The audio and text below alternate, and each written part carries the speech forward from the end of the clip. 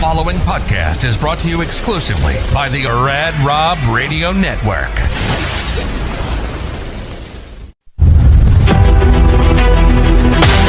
Imagine a place where mental health, resilience, sports, and the power to never give up all come together. This show is about life. It's about mental health. It's about bouncing back stronger than ever. This is Reset and Rise to the Unbreakable with Amanda Moore.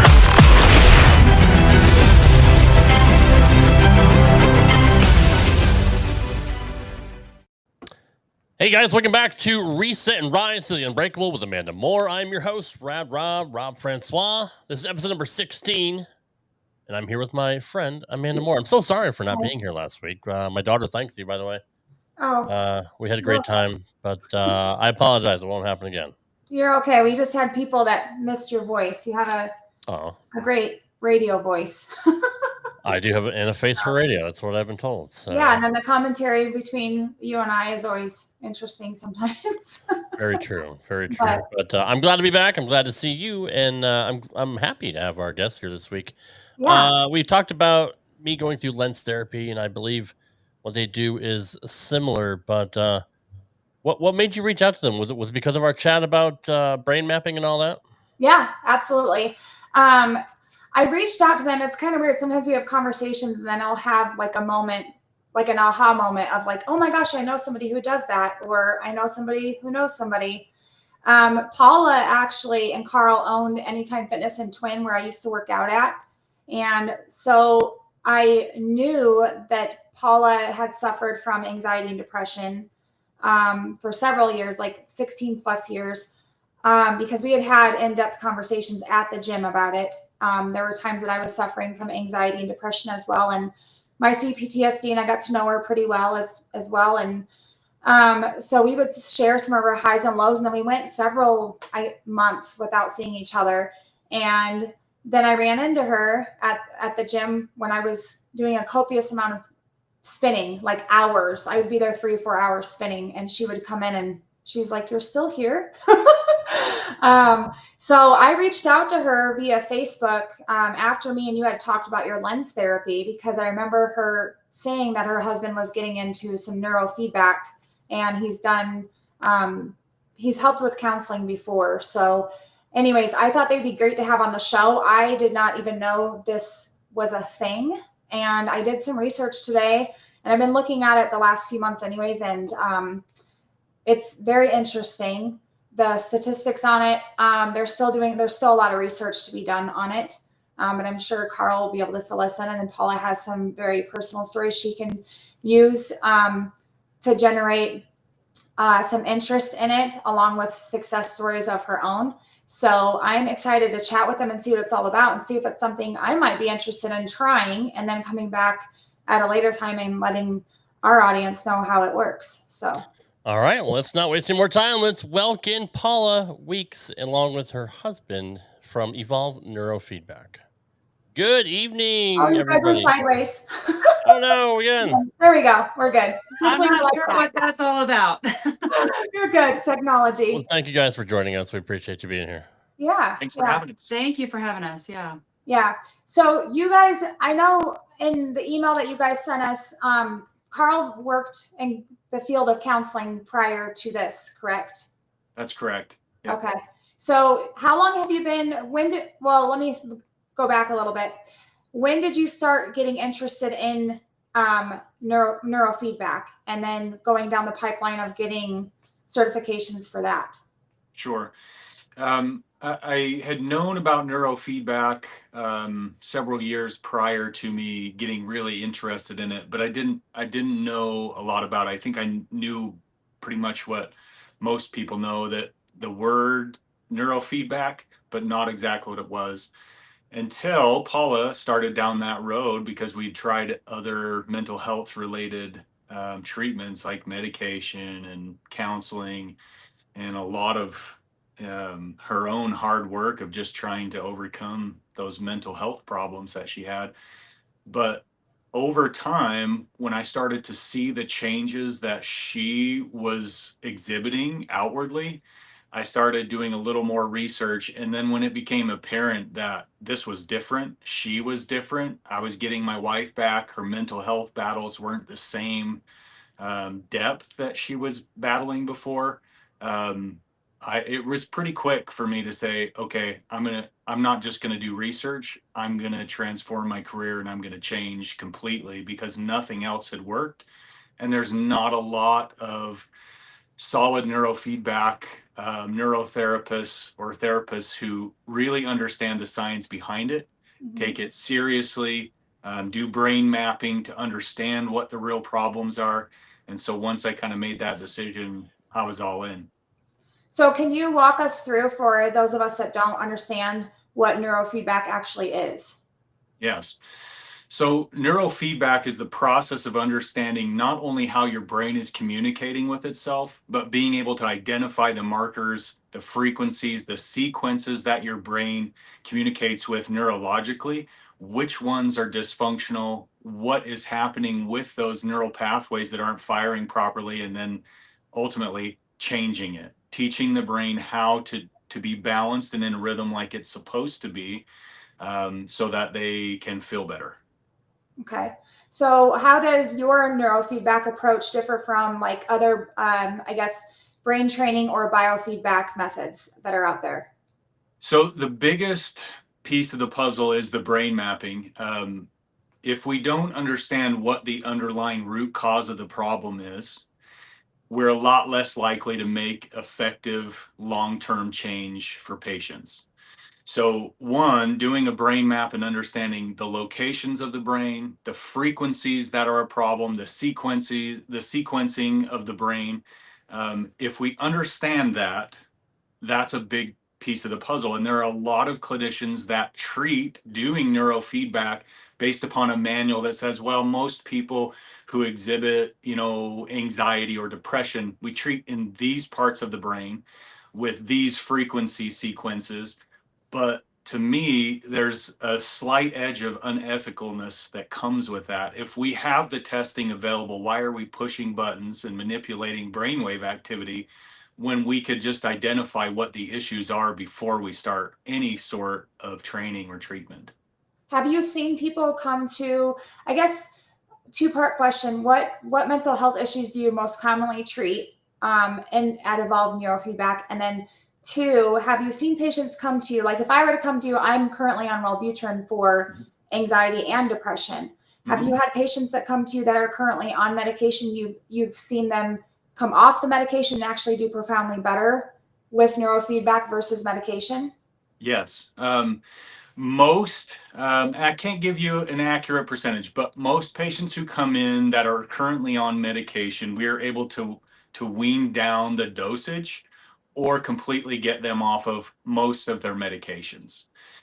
Two reasons for that understanding is we have to be able to identify physiologically what our brain is comprised of. Only 25% of our brain is comprised of chemical neuroreceptors that are possible to have a chemical imbalance. 75% of our brain is communicating neurologically. So a lot of the time, and this isn't a knock to the medical community, but a lot of the time people are prescribed medications that they shouldn't be on. The medications are trying to alter the neurological firings of the brain, which can be helpful to decrease symptoms, but we're not solving the root cause of the problem. We're band-aiding at best if it's not an actual chemical problem in the brain. The other downside and problem I feel like in the science world, the medical world with medication is there's no way to test what chemical receptors are having a problem, how much of what chemicals we might need to try and reset or offset those issues. So we do our best by just throwing a medication at it and say, oh, if that doesn't work, let's try another one. Oh, if that doesn't work, let's try another one, because there's no way to test what they actually need. And that can be said for anything, honestly, not just neurologically, but gastrointestinal. I mean, any issue you have, I mean, doctors will quickly try to, like you said, to put a band-aid on it and not find out what the root cause is. Yes. And I I'm also on Wellbutrin and Lexapro, and one time I did run out of Lexapro, and I ended up getting vertigo, like really bad. Like I couldn't go anywhere, I couldn't drive, I couldn't work.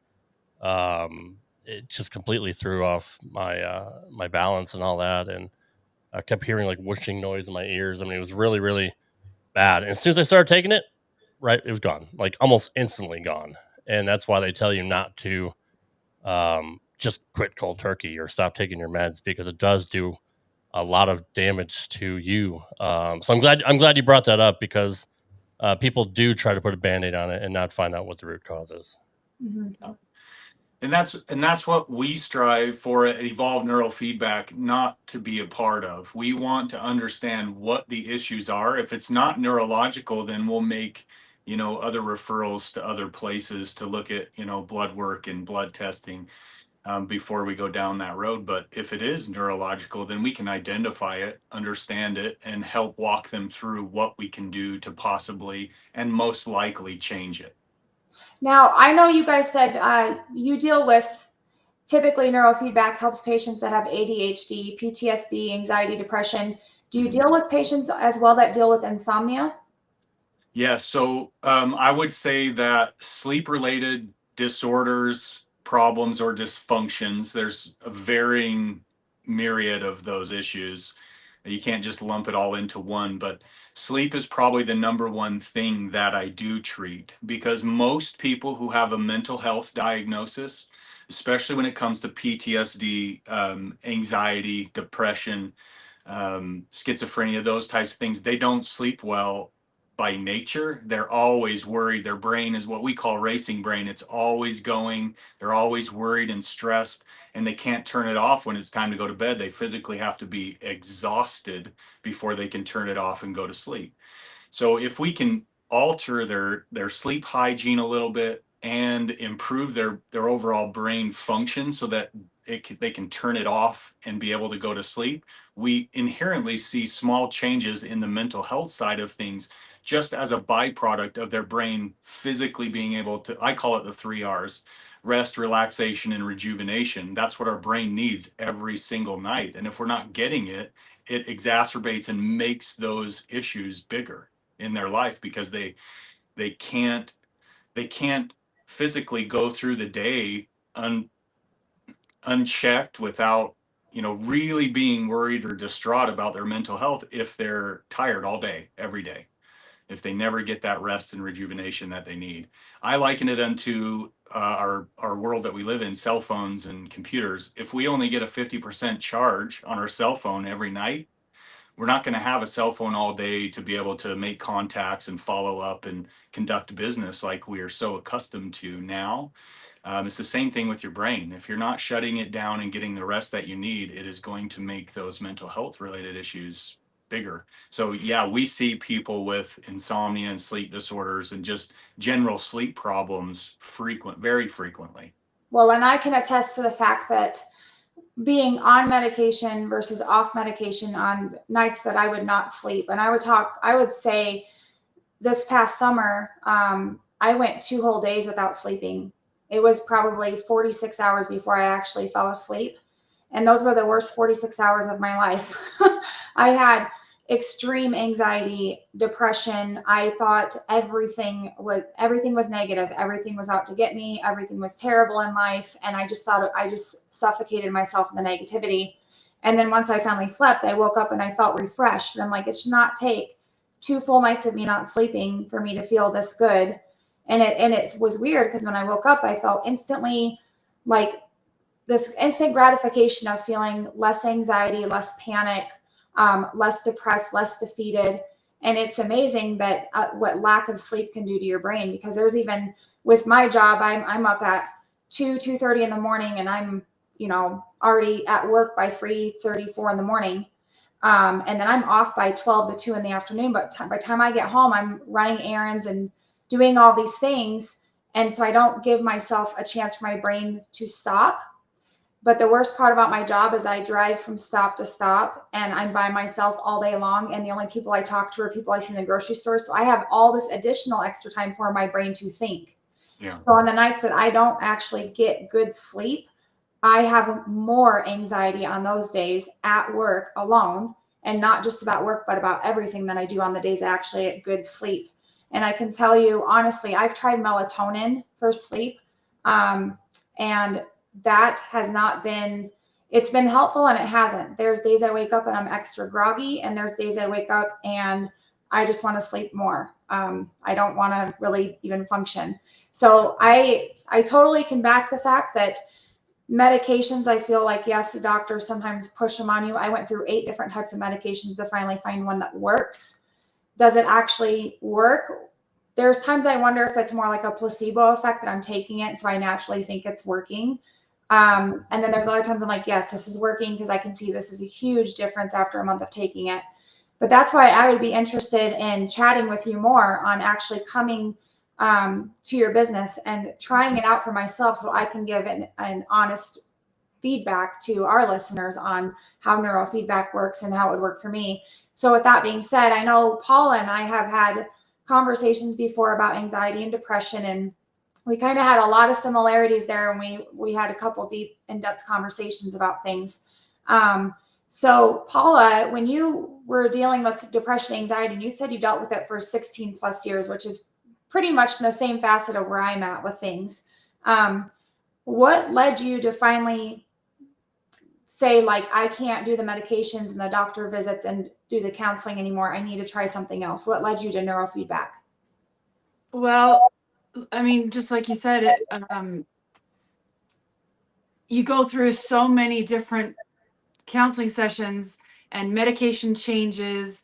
I mean, I would say that probably the 5 years before I did neurofeedback, probably even more than that, I was every year going to my the psychiatrist and saying, okay, it's not working, what do I do? And about a year before I started neurofeedback, he was actually testing me. Well, my counselor thought, well, maybe she has bipolar, maybe she has this, and he was assessing me for and discovered I have ADHD, and then so he took me off of some medications, and Rob, to what you had said, don't go cold turkey, but he had taken me off of medications and put me on some different ones. And I think I went through the worst week of hell I've ever been through. Like, I mentally, I had to work. I was still running our gyms. And I was trying so hard not to be crying in front of, gym members, or just sitting at my desk mentally trying to fight just functioning in general. And then a few months before I started neurofeedback, I think it was in a December, January, when I had a couple weeks where I literally was on the verge of mentally standing on the ledge and saying, I'm done. I can't do this anymore. I didn't want to get out of bed. I couldn't function. I was barely taking care of my family. My children were seeing a mom that was non-existent. And it's interesting because my another psychiatrist had said, I don't know, later on when we had done my brain map, said, I don't know how you've been functioning this long with this brain. Because my brain map had showed so much in the red, if you will, and that's how it's color coded, but hyperactivity, that she was like, I don't know how you've been so high functioning and to run a business. And most, Amanda, until we talked, I don't think the majority of my members of the gym didn't know Yeah, you I couldn't was tell. dealing with. I was really good at being high functioning, but when I wasn't able to function, then I was like, okay, I'm tired of having to change medications. And that medication change just really threw me into a severe deep depression, that I was like, I'm done. I can't do this. Counseling, talk therapy is great, but if your brain isn't functioning in a way, you're not processing what's being said, and you're not able to then utilize the tools and the resources to then, apply in your life. So I remember going home after talk therapy and counseling and telling my husband, well, that was a great cry session, Yeah. but now what? And I literally, physically, my brain was not able to process how to do it better. And so then that's what, and I had heard of family members and friends had mentioned neurofeedback. And so I looked into it and we did it. And the rest, you know, I can go into that, but the rest is history. Yeah. And when you talk about high functioning, I've shared it before. There's a thing out there about high functioning anxiety. So those people they're very superb in the employment industry for either whether you own a business or you work for somebody. But when it comes to how you are for yourself, it's kind of like you're your own worst enemy and you're detrimental to your own personality. I definitely remember there was one day in particular, I remember it was after I had fractured my foot and I ran into you there, and you had the same look and I remember this because there was a couple months ago, it's the same thing. I was grocery shopping and my boyfriend just looked at me and tears start flowing for no reason. He didn't say anything, nothing was happening, but I was beat. I was mentally exhausted and I was just done with everything. And I remember thinking back now after I asked you to be on the show, I'm like, I remember that day when I talked to you in the gym and you just looked like you needed to just cry. You had that look on your face. And I remember you just talking and I could see the tears welling up. And from being on the other side of the fence, looking at somebody that's in that position, I now know how my boyfriend felt that day when I was that way. You almost don't know what to say or how to react or how to be there for them. I think that's the saddest part about people that deal with anxiety or deal with depression or PTSD, or in my case, I have CPTSD, or if they deal with ADHD, there's often times where there's really no good phrase or no good talk somebody can give you to help you in that moment because you don't even know how to help yourself and you don't know what could be said to help you in that instance. So a lot of times people feel stuck. They're like, I'll just give them a listening ear. That means I care. But then we're over here like, well, you don't care because you didn't say anything to me and you didn't make me feel more comfortable or relaxed. And so I remember that day talking to you, I'm like, oh my gosh, I don't know what to say. Like, and so now I know how that feels with people when they're around me and I'm in that boat. And I was just telling Rob before we even came on air, before I even brought you guys in, I've been struggling with brain fog horribly this last month, but today especially, I went to the grocery store. I know I bought something. I don't know where it's at. So I had to have him go to the store and buy that. It was like the last ingredient I needed for dinner. I said I was going to start laundry 4 times today. I haven't even started it still yet because when I go to cleaning house, and I'm sure a lot of women can attest to this, you'll get one project started, you walk to another room, so you're putting something where you're like, oh, I see that. And you're in cleaning mode, you start cleaning that, and then you go back and before you know it, you got 8 projects going. That was that is me to a T. And what I have found is that's a lot of the ADHD, which I didn't know I had, and maybe I didn't have it and acquired it as an adult. I don't know. But what's funny is when I started neurofeedback, I went in for depression. I was severely depressed. When the first protocol that they started with me was for anxiety. And I didn't feel like I was an anxious person, but like you said, I was a high functioning, anxiety ridden, I don't know. But ADHD, you know, can be a superpower, but when you have that brain fog and you're not treating it properly, you know, with where neurofeedback can help, then yeah, a lot of those, you know, you don't necessarily finish the tasks. And I find myself actually being able to finish the tasks. So I use my ADHD as a superpower. Like, yeah, I started 8 things today, but I got them all done today, you know? Whereas when you're not, when your brain isn't able to utilize that, I don't know if you want to call it a disorder, but in the right way and to focus it, then yeah, it's debilitating. And your day, you go to bed going, what did I even do today? You know, and you did 100 things, but not one thing was productive, you know? So yeah, it's an interesting, and the brain, I don't know, it's fascinating to see, you know, and I'll just, little side note, when I first did neurofeedback, we did the brain map. And like I said, it was red all over, hyperactivity all over, where I was in fight or flight 100% of the time. And then after, during neurofeedback, and then when Carl became a neurotherapist and we started our practice, we did another brain map on myself just because we thought, it'd be interesting to see.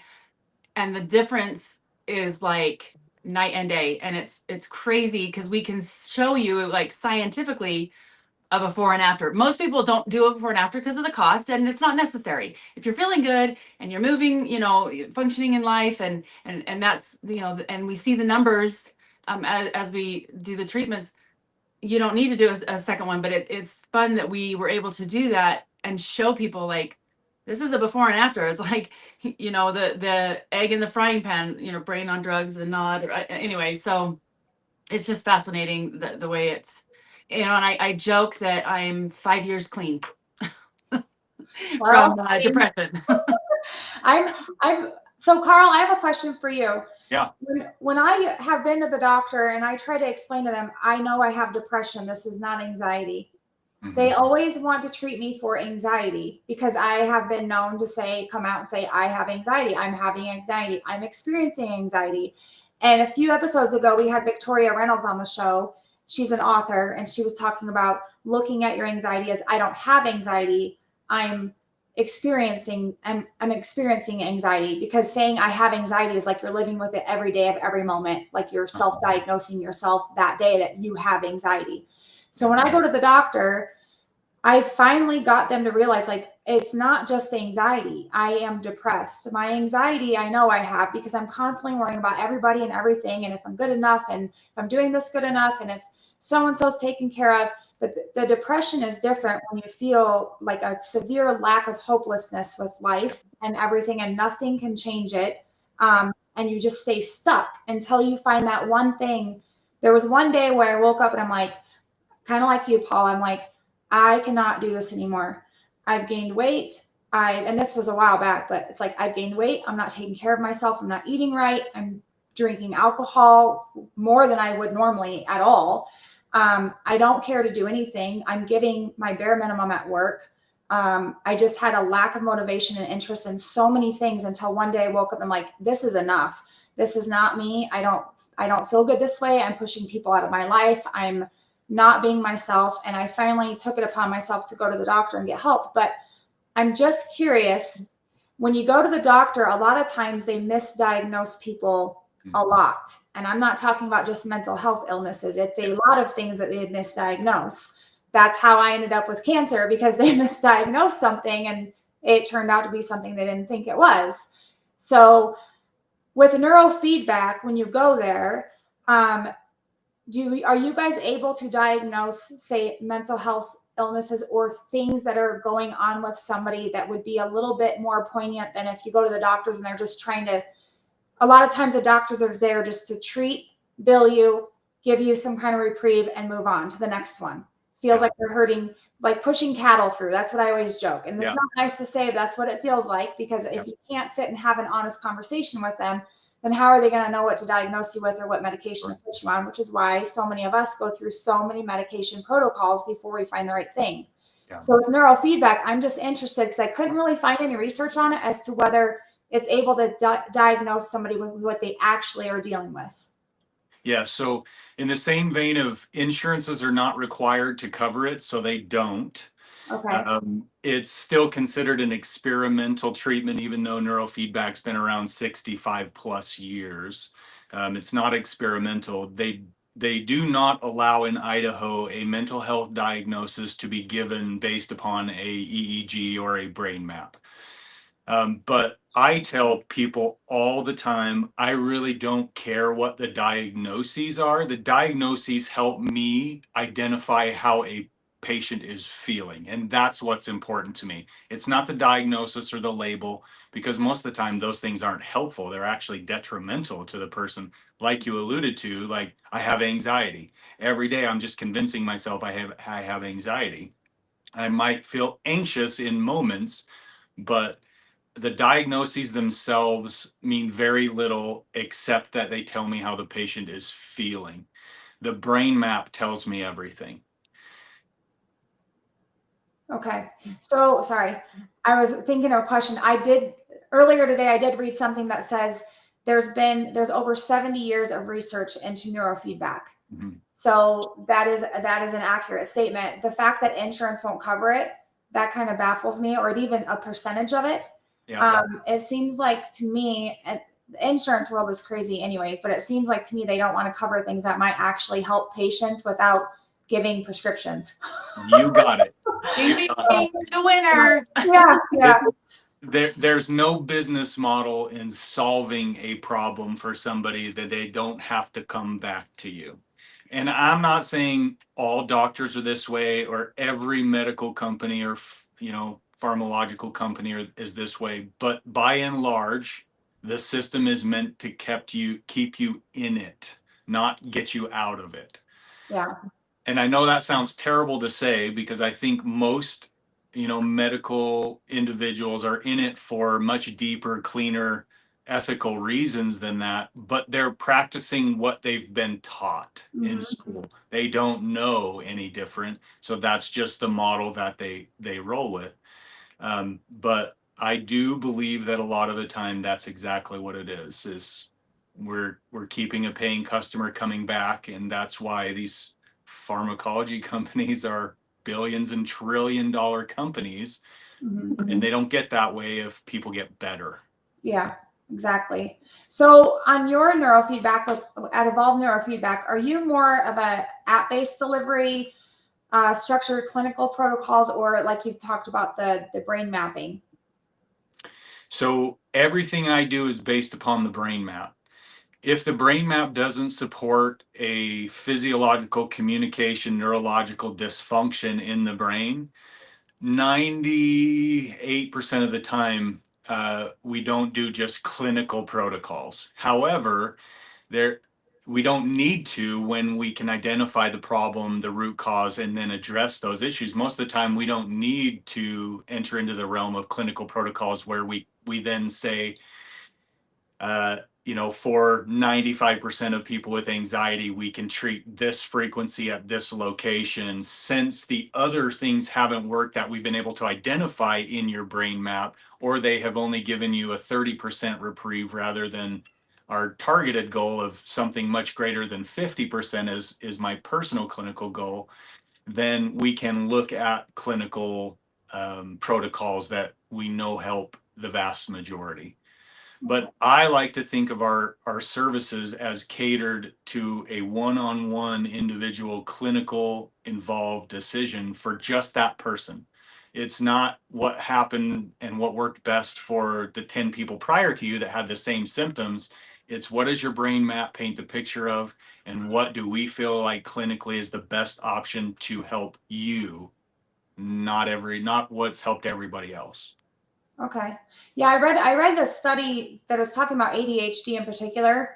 There is a 32 to 47% reduction after neurofeedback, and seen with an effectiveness of 6 to 12 months after going through prolonged care with neurofeedback. So that statistic is pretty interesting. Depression, they've seen that there's a significant reduction with depression over a course of treatments with neurofeedback, but there hasn't been a lot of studies done. But then when they talked about anxiety and those studies, they talked about relaxation training. Is that kind of what you use when it comes to anxiety with neurofeedback, or is that something different? Yeah, so it's part of what we do. Like, we are constantly having them take good, relaxing breaths, sitting as relaxed as possible when they train, because the more relaxed they are, the more feedback the brain can take from what we're giving it, the better off they're going to be. The more relaxed they are, the more the brain can take in that feedback that we're giving it. The more stressed they are, the more unfocused they are, the less the brain can take in from what I'm trying to help it see, can change the overall balance to a more positive structure in the brain. So it is part of it, but mostly what we do is the true definition of traditional neurofeedback, and that is presenting visual stimuli as well as auditory stimuli when the brain is acting appropriately and no longer dysfunctionally communicating. We give it reinforcement with games and auditory signals, so it can then tap back into that and say, "Oh, what did I do there?" And it can start to learn on its own what it needs to do, whether they're relaxed or whether they're not. Because if we in my clinical estimation, if we're only able to treat them when they're relaxed, the longevity of what we're trying to do is not very statistically significant, because life is stress. We're going to be stressed all the time. Everything that comes at us in life, has the potential to stress us out, make us anxious, make us worry. And so we try our best to help teach them those techniques, but they're not based upon you have to be relaxed and you have to be in the middle of these techniques in order for your brain to learn, because we're not going to live in a bubble that way. So what's interesting, so going back to the insurance thing, I'm just thinking they do sleep studies and insurance covers that. Yep. And I know people have had sleep studies done, whether it be for sleep apnea or insomnia or whatever. I just don't understand. I'm still trying to wrap my brain around why neurofeedback would not be covered in some way, shape, or form if a sleep study is done, because it's basically the same thing. You're still trying, with sleep study, you're still trying to map the brain on why this person's not sleeping correctly, or why they're not getting sleep, or what's wrong with them. I just don't understand. So in my honest opinion, based on the research that I've done, I think there is some depth and knowledge on neurofeedback that insurance companies or the pharmaceutical world don't want us to know about. Well, that's what it is. There's no money. They can't make any money on it. Yeah, exactly. I mean, I know tons of people that are on sleep medications or sleep aids. They've been on them for years, and my mother's one of them. And when they don't take them, they cannot sleep, and they become disassociated. They become their personality changes. They become a totally different person, and their lack of willpower, lack of patience, lack of drive, everything is out the window. So it's almost like these pharmaceutical companies are making humans drug addicts through, prescriptions. So, I mean, my mom's a chemical addict, and she's been an addict for years. And I'm pretty sure if she was off of them, she probably would have passed away a long time ago. I think that those are what's keeping her alive. Yeah. So, yeah, it's pretty sad. It's unfortunate, Amanda, because that is what they do. They just keep, like I said, moving, herding cattle, herding sheep, just keep moving you through the system. Yeah. Other than medical emergencies and accidents, we wouldn't need doctors if we ate right, trained right, slept right, used neurofeedback, got our brain waves back on track. There'd be a lot of people out of work. I mean, thousands of people out of work. That's just, it's the unfortunate thing that we have to deal with. Well, and I won't name names, but I have a doctor that I see in particular that and I talked about this in a previous podcast, he saved my life last summer. He is a doctor that will tell you the facility that he works for, he does not care for, because that is exactly how they want their patients to be treated, which is one right after another. I can give you a personal experience. When I was in the medical field, you are constantly getting hounded to get one patient in, one patient out. Don't take too long to get their vitals. Don't take too long to clean the room.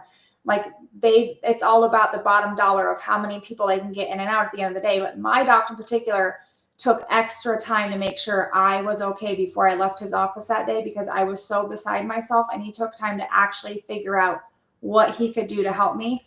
And if it weren't for him, I don't know what I would have done. So there's doctors out there. So I don't want to say any bad things about doctors in particular. There's doctors out there that actually do care. They're just put in a predicament to they're allotted so much space and time. And it's actually sad, because there are doctors out there that do actually care about their patients and their health and their mental health. So I have another question with you. How long have you been doing this now? You've been doing it, is it 4 years? Yeah, so we're coming up on 5 years. Okay. Actually, next week will be 5 years. So we opened the clinic November 8th, 2020. Okay. So in the 5 years, do you have any particular success story of someone that's walked in to utilize neurofeedback and their life, it's changed their life exponentially, other than your wife, obviously? Yeah. So I will tell you, in that 5 years, I probably have at least 20 life-changing testimonials that they've sent in their information. And those are just the folks that are willing to sit down and make that, take that time to share with others. But probably one of my, I'll share two, and I'll make them a little shorter, so I'm not taking too much time to answer this one question. But the reason I want to share two is there are two very different spectrums of what we see and what neurofeedback can help. One is it was a young boy who had been in special ed for 4 or 5 years, that had some ADHD, some ADD diagnoses, and some ODD diagnosis, where it was just assumed he was a terrible kid who just didn't want to listen, and every time he got told to do something he did the opposite. But the reality was his brain just wasn't functioning properly. So once they put him into special ed class, I guess they don't call them special ed anymore, resource classes, from that day forward, after we were done with treatment, he expressed, like, I never thought I would be able to get out of those classes, and kids always made fun of me and always called me special, and I had to feel different because I wasn't in a normal classroom.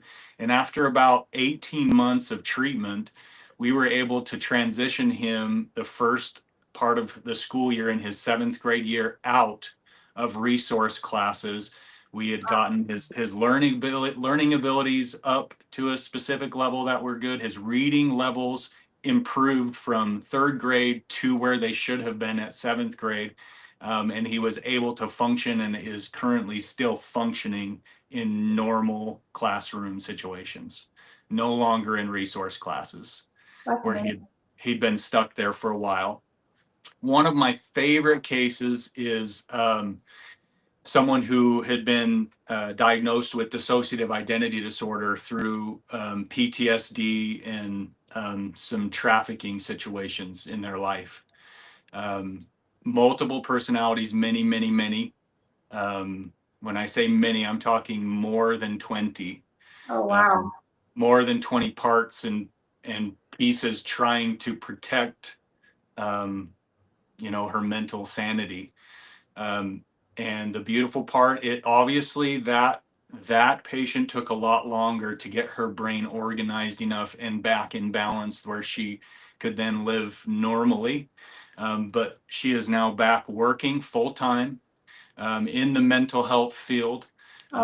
She's married and happy, and one of my favorite testimonials, just how well she's doing and how much neurofeedback has changed her life, where she can actually feel like a normal human being again. It makes you cry reading it. I'm thinking about it and crying. Amazing. That's awesome. That is awesome. So, and you guys, do you have anybody else that works with you at Evolve Neurofeedback, or is it just solely you? Yeah, so Paula and Jess are both trained techs. They've both gone through the training necessary to become technicians and actually provide the brain training day in and day out with my patients. I do all of the clinical stuff, plus I do see patients on Tuesdays and Wednesdays. Gotcha. So with neurofeedback, what are the potential risks or side effects with it?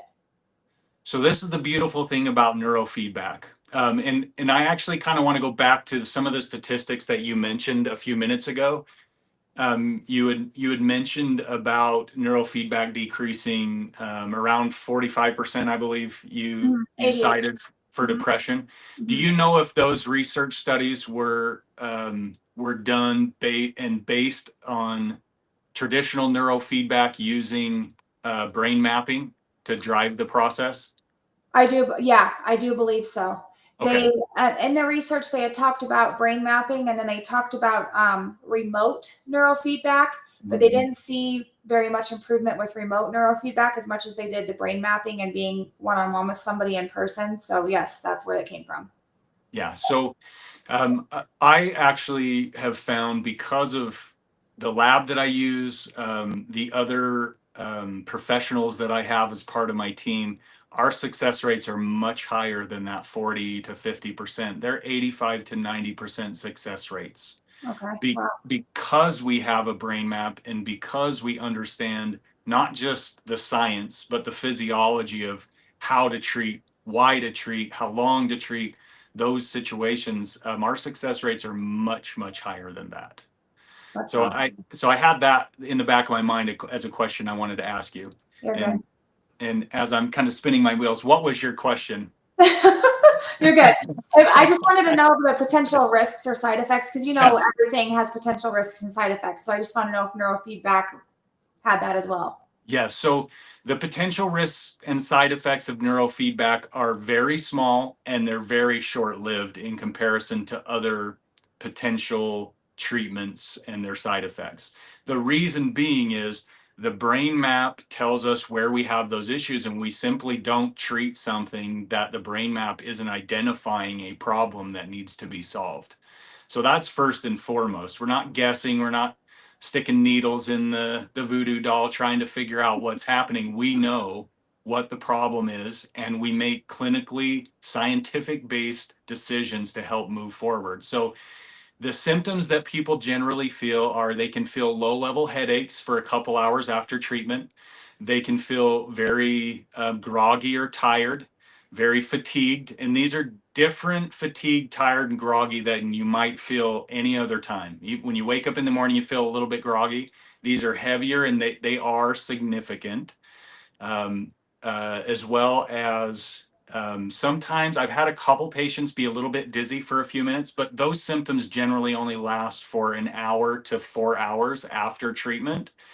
And then 4 to 6 weeks, generally, those symptoms start to fizzle out and go away, and most people don't feel them anymore. The reason we get those symptoms is we're taking your brain off of autopilot, like it's so used to just getting up and going on autopilot. And it is legitimately just like I'm sending you into the gym and saying, hey, we're going to crank the treadmill up to 12 miles an hour and you're going to sprint for 5 minutes. Most human beings can't do that. Yeah. It's just too much. And we are pushing the buttons of the brain, not allowing autopilot to override and keep doing what it has been doing, because that's what's causing the issues. So the brain can be very fatigued and they can feel it pretty heavy for a little while. Other than that, in all of the research, there's no long-term proof of any symptom or side effect for anybody, because we're addressing problems we know exist in the brain, and I can prove that there's an issue. Okay. So how many sessions do clients typically need before they find some type of meaningful change? So that really depends on how invested the brain is, how focused they are, how quickly it can learn and understand the sequencing that we're asking of it. Part of that is how complex is the sequencing that we're needing to change as well.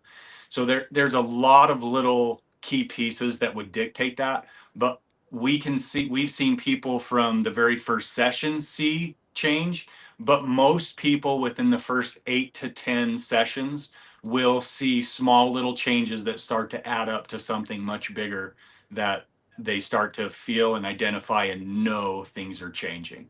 And on when you talk about sessions, like how many sessions is it a per week thing or per month? How do those work? So that again is kind of tailored to each individual, what their schedule and finances look like, what they feel like they're capable of doing. But for most patients, it's one time a week. They're about a half-hour appointment. And we're just training your brain that whole time, just pushing it and trying to get it to extend itself and understand what we need, learn and grow and be stronger in that time frame. So I think what you're ultimately trying to get to is, so we define it as a protocol. So we look at the brain map, we identify clinically what area and what frequencies of the brain are the most significant that need to be addressed first. And we start attacking the brain under that protocol, teaching it at that location and those frequencies how to change.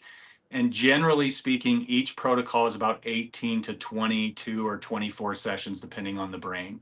Oh, wow. Okay. Most patients, so if we look at this from a realistic standpoint, this is not a overnight we're going to solve your problems. We have to undo the dysfunction that is in your brain, and the only way to safely do it for long-term success is to very slowly teach it.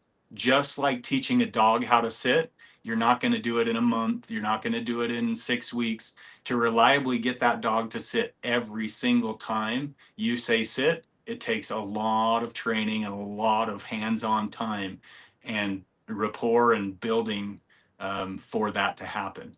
Mhm. Let me give you just a personal example.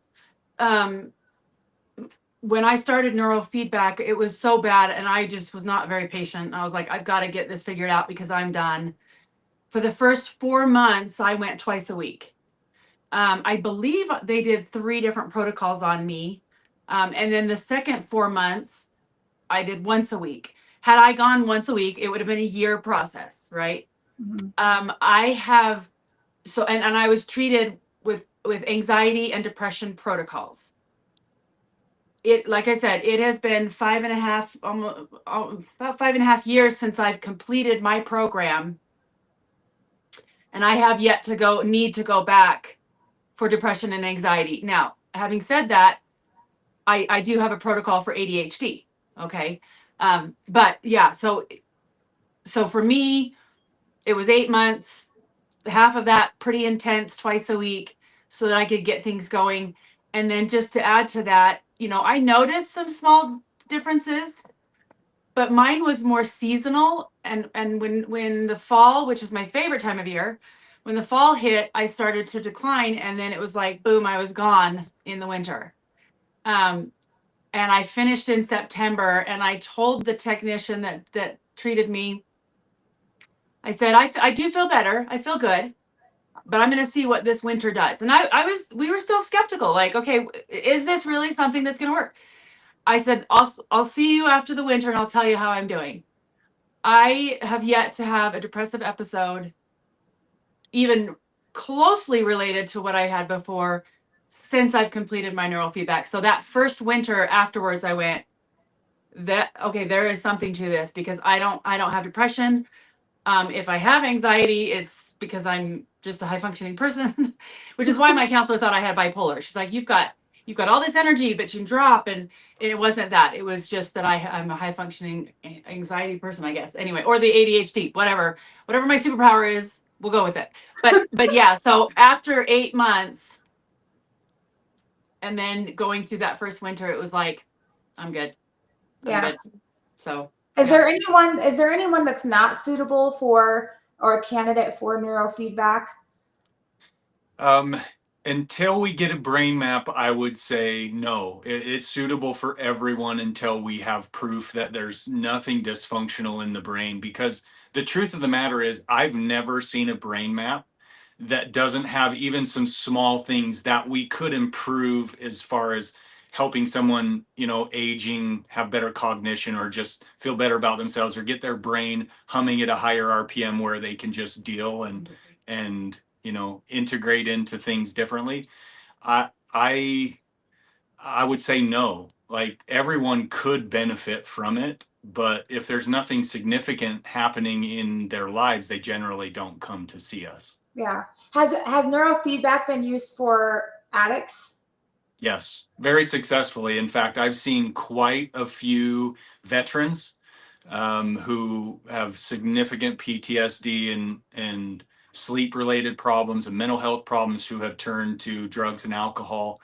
And we've seen huge successes and changes in their lives to bring them back around to normalcy. Because that was going to be my other question, was if someone were to come and talk to you about getting neurofeedback, but you don't know that they're a known drug user or if they're an alcoholic, you kind of want to know that as a baseline before you do neurofeedback, just so you know what you're working with. So I wasn't sure if those are types of candidates that would be useful to neurofeedback, but that's awesome to see. I mean, and also to hear if that can help people with addictions or addicts and make a difference in their life as well. So yeah, I mean, I think it's going to be worth a shot for me to maybe look into it and taking part in it, and then coming back and giving some personal feedback on how it works for me. I know Rob, co-host, he's doing lens therapy where he's at, and he said it's been very beneficial for him. So, and lens therapy, is that the same as neurofeedback? It's just called something different, or is what's the differences there? Do you know? It's actually it's lens therapy. They emit low-level signals to your brain. They go through each nodule in your brain, and same thing. They do have a brain map as well that they can look, and they send signals to each part of your brain. and then you see where your levels go. If you're above a certain amount, that's good. And the brain is in fluid, so it honestly just, once you get it right, it pretty much stays where it needs to be, unless you have something very significant, some kind of trauma that happens, whether concussion or like a relative dies or something like that, and you kind of need a tune up. You can go back, but essentially once you finish it, you're good to go. From what I've read, I believe lens therapy gets results quicker with some people, and doesn't take as many sessions. It's kind of a, I guess, evolution of typical standard neurofeedback. So I believe the results are pretty similar. Like, I mean, I went once a week. Within about 4 or 5 weeks, I did see a change. Typically, they do, I want to say, a 12-week program. But they're similar. They're different. They're similar. They do have some same similarities, but they both work, honestly. So it's whatever's available in your area, honestly, is what you should go for. But yeah, I'm my not my stepmom, my mother-in-law is a Christian, and she went through horrible bouts of panic attacks and anxiety and depression over the last year and a half, and she would just pray every single night, Lord, I don't know what is going on. Like, if it's demons, rebuke them. And she couldn't figure it out. My wife found out about lens therapy and told her about it. And she said, I have nothing else to lose. She didn't like being on medication. She didn't like the way it made herself feel. So she went through it. She went through 12 weeks and hasn't had any issues since. She's cruising around the world now with they're both retired. So her and her husband. So that made me want to go. And there's just thousands of other testimonials. So I used to say the same thing. There are demons in my head. Right. Because I knew it wasn't me. Exactly. I knew it wasn't me that was thinking the way I was thinking. Yeah. Yep. That's true. So lens therapy, infralow, and traditional neurofeedback are all guided from a brain map perspective, getting a baseline and then moving forward through the treatment. The infralow and the lens therapy, I don't know as much about the lens. I know what it is, but they're really training down much lower frequencies than general traditional neurofeedback is looking at in training. So there are some very subtle differences, but they're guided by the same principle of finding the root cause through the brain map and understanding where the issues are before you're guided into treatment. Yep, that's right. Interesting. Well, I'm so glad that we had you guys on the show just to clarify what neurofeedback is for everybody that doesn't understand it or doesn't know about it. And it's great that it's something that can provide more balance in your life, mentally, and just, I mean, in your life in general and always, obviously. And then that you guys have been able to have some real outcomes and share some successful testimonial stories with everybody. So I wish you guys continued success on neurofeedback. I will definitely be in touch with you guys on that for sure. And then maybe if I decide to go through it and we have success and I can talk about it, maybe we'll have you guys back on the show to talk about my journey with neurofeedback. I'm quite interested in it, honestly. So anyways, thank you guys so much for coming on the show and explaining it, and congrats on 5 years being open. That's awesome. And you guys are located off, is it, for all the local lights here, is it Fillmore Street? Fillmore. Yeah, we're right across the street from the post office on Fillmore in Twin Falls. Yeah. Oh, okay. I know right where you're at. Okay, yeah. Awesome. Cool. Well, thank you guys so much, and I wish you guys the best and have a great night. Rob and Amanda, thank you so much. Have a great night. Thanks, guys. Appreciate it. Take care. Bye. Awesome. Good. Yeah, I can't even speak. I highly suggest that you go through with it. Honestly, you have nothing to lose. Yeah. And I truly think it'll help you. The amount that the thing is people don't realize the amount of money that you're spending on pharmaceutical drugs. That same amount of money I could be spending on a session of neurofeedback, or more than just a session. Yep. And so we always think about that, the risks and the benefits and the rewards and all that of everything that we do. But this, the same amount of money that you'd be spending going to the doctor you could be spending doing something positive for your life, like working out or eating healthy or trying to take care of your mental health, doing something like neurofeedback. And that's what we talked about with Sam too, with eating cleaner and eating healthy. Like, sure, it may be more expensive up front to buy more meats and stuff like that and stuff that's not processed because they want you to buy processed stuff. But if you take away the medication and, like diabetes and, the doctor visits, yeah, it makes a huge difference. You're investing in yourself and your well-being. So I would absolutely put the investment in yourself to see if it works. Yeah. Well, that was good. Honestly, I had not heard about neurofeedback, so you told me about lens therapy, which is crazy. They obviously have. Again, nobody wants you to know. Like, other than people in the field, they don't want you to know. It's like the world's worst kept secret, I guess. I don't know. It's just, and they're still growing. The Evolve Neurofeedback, they're still growing. They've been open 5 years. And they obviously have had a high success rate with their clients. They're still growing. There's just so much out there that I can't keep up with everything. Hopefully we helped out with that too. Anybody that listens to this or watches this. Yeah. So, but I had to do some research and do a little bit of digging on what neurofeedback is. And it's interesting on some of the research that a lot of times when you look up research, they'll give you percentages or the amount of participants. And I could only find anything related to a percentage with the participants when it came to anxiety. Yeah. There was 593 participants in one study, and 69% of them came out with a success rate of having a longevity of effectiveness, or efficacy is what they called it in their study, of long-term reduction in anxiety symptoms. But that was the only thing that I could get that would give me any type of really great or grander statistics out there from research that has been done in the last couple of years. And it's interesting because when he was talking about it's been around forever, yeah, it's been around for 70 years. There's research worth of 70 years. And it's just now neurofeedback. It's been around, but it's just now becoming prevalent where more people are talking about it and utilizing the ability to do it. So I don't know. I'm really interested and curious to try it out for myself. Like I said, I've been diagnosed with CPTSD, which is complex PTSD from childhood trauma, anxiety at times, depression at times. And like Paula said, her and I are very similar. I got a kickstart on my depression and getting the ball rolling with that before fall hit, because I always know fall and winter, a lot of people suffer from SAD. So they typically deal with some depression throughout the winter months. We have less sunlight. So, but I'm just curious to see if we go do neurofeedback, exactly what is going on. And like Paula said too, or ADHD. There are days where I do feel like I have demons in my head, and they're telling me I'm the worst thing ever out there and nobody likes me and everything's terrible and life is bad and why do I try? And I know that's not how my life is. I don't look at it right now like that. I worked through a lot of that in this last couple of years, but there was a point in time that I thought exactly like that.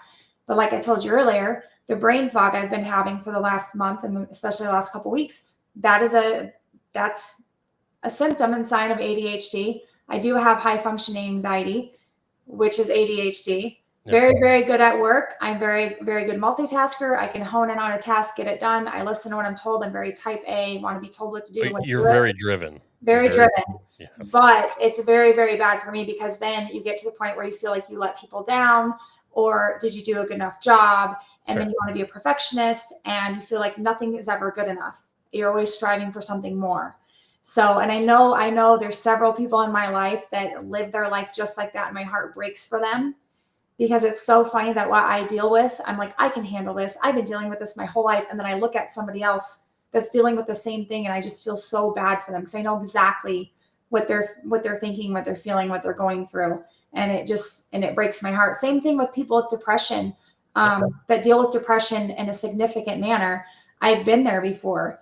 And I always tell people, like, you've got to look at life with a sense of gratitude and blessings, and look at something in a positive. There's got to be something positive in every day, whether it be you woke up and you at least got in the shower and got yourself out of bed, or you went to work to at least get some sort of paycheck or money, or you have your family. You have something to live for. There's always something positive. Everything can't be negative all the time. You have to have something positive, but there is something when you are in depression, like Paula said, there's something about it that you wake up one day and something clicks and you're like, I cannot live my life like this anymore. And I will not live my life like this for the rest of my life. So then you either take it upon yourself to make changes, or you have a good support system that encourages you to go get the help that you need because they can see it.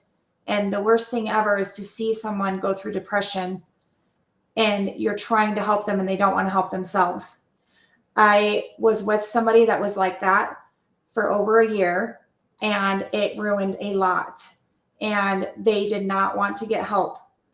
And they got help when they finally had everything in their life crumble around them and they had nothing left. So I'm telling anybody out there that has depression, please go get help and please talk to somebody, because it's not worth living day to day being depressed and being sad and thinking that your life is over and there's nothing worth living for, because there absolutely is. And that's when I told you I've turned more to my faith in the last year and the last 6 months than I have ever before, because if I don't, then I lose a little bit of hope for what my future holds. So there's a lot going on in the country. There's a lot going on in life, and everybody is struggling in ways we probably don't even know. And so life is not just easy for everybody. Everybody has their own little battles. So anyways, that was a great business / friends / people to have on. I'm so grateful for them to come on the show. Next week, we have Norm Beaverstock with Quebeca AMF. So not really going to be a very, I guess, mental health related or resiliency type related. It's more about bowling and the bowling industry and where bowling is going versus where it's come from, and what changes are taking place with bowling in relation to the economy right now and everything else that's up and coming with technology. So I cannot wait to talk to Norm. He's a spitfire. He's got a lot of knowledge about bowling and bowling centers and how to make businesses thrive and how to build businesses. I've actually reached out to him before and asked him, like, if I were to start a bowling alley, what would I need to do? And I literally got a 5-page essay in Messenger on what to do. So he'll be interesting to talk to. I can't wait to talk to him and have him on next week. So other than that, we're still trying to gain subscribers. We gained several off of Sam's episode. That was a great episode. We almost have 700 views on that episode now. And I think we gained like 15 subscribers. I can't remember. So if you guys want to share the podcast and encourage people to subscribe, that would be awesome. We also have the private Facebook group page for the podcast. We're on TikTok and Instagram, and we are available on all audio podcast platforms starting on Thursdays for the current week's episode. Everything else you can restream. So we really do appreciate everybody tuning in. That is our day one supporters that always tune in and listen in. And it's always, I still always say I'm very, very grateful and thankful for the messages I wake up to every morning saying how great the podcast was, whether they watched it live or restreamed it. And I always get excited throughout the week just to see the views keep growing on all the podcasts, not just this week's or last week's. It's like the day one's podcast. They're still getting views. So yeah. So anyways, and thanks for all you do, Rob. I really appreciate it. You are welcome. It's a blast doing this show. I'm like I've told you, I'm a serial procrastinator. So I do wait till the last minute to do things. I'm going to try to get better at that, but I do enjoy putting the trailers together and all that. So I got to get shorts. I got to get reels and shorts. My wife keeps telling me people have short attention spans. They only want to see like 40 to 60 seconds. Clip your stuff, put it out on the socials, and you'll get more traction. So that's on my plate as well, since I'm still out of work, so I got nothing else to do. But I will definitely work on that as well. But I appreciate you as always, and our listeners and our viewers. I appreciate all of you as well. And thanks again to Carl and Paula Weeks for coming on tonight from Evolve Neurofeedback. Check them out in Twin Falls, Idaho. And if you have lens therapy or neurofeedback in your area, wherever you are, please check it out. I'm a proponent of it. I've been through it myself, and hopefully Amanda does it as well. And again, you got nothing to lose. So next week, Norm Beaverstock from Cubica AMF. We'll see you guys next week. Take care, everybody.